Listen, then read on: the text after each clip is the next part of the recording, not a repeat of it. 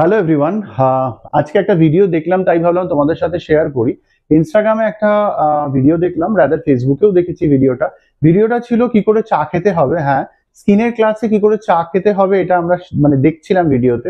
আমার ব্যাপারটা ইন্টারেস্টিং লাগলো, ভিডিওটা দেখলাম। এবং ভিডিওতে বলা রয়েছে যে গরম চা নাকি স্ট্র দিয়ে খাওয়া যায়। তো আমার কোনো এক্সপিরিয়েন্স নেই গরম জিনিস যদি স্ট্র দিয়ে খাওয়া যায়। তোমরা আমাকে as a general sense apply করে বলো যে সত্যি গরম চা খাওয়া যায় কিনা স্ট্র দিয়ে। এবং তার কথা অনুযায়ী মানে আমি তোমাদের প্রত্যেককেই বলেছিলাম আমার এই ভিডিও বা শর্টস গুলো এটাই থাকবে যাতে প্রত্যেকে আমরা নলেজটাকে শেয়ার করতে পারি এবং সঠিক নলেজটা তোমাদের কাছে পৌঁছায়।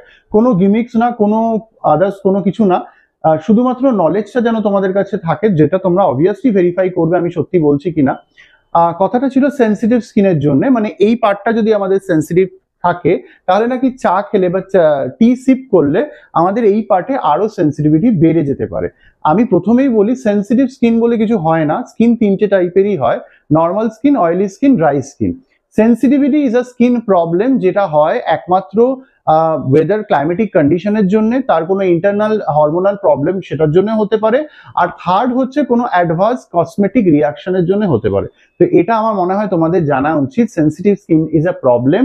সেন্সিটিভিটি কারোর একটা স্কিনের টাইপ হতে পারে না।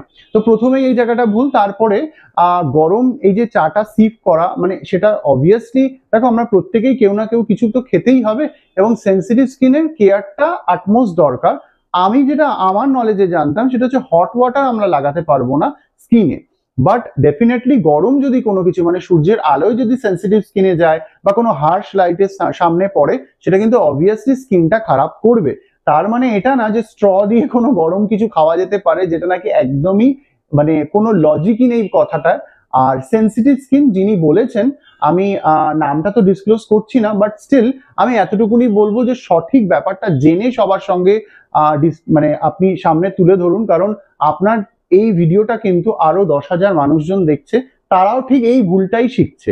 এরকম প্রচুর ভিডিওস আরো আছে, আমি আরো প্রত্যেক দিন দেখতে পাই এবং আমার কাজই থাকবে এই ভিডিওগুলোকে রেকটিফাই করে দেওয়া যাতে তারাও শিখে নেয়। আমি চাইছি না কারোর নাম নিতে, but yes this should be an you can say a lesson for them also, কি আমি যেটা ঠিক জানি সেটাই আমি ডিসপ্লে করব, যেটা জানি না আমি সেটা ডিসপ্লে করব না।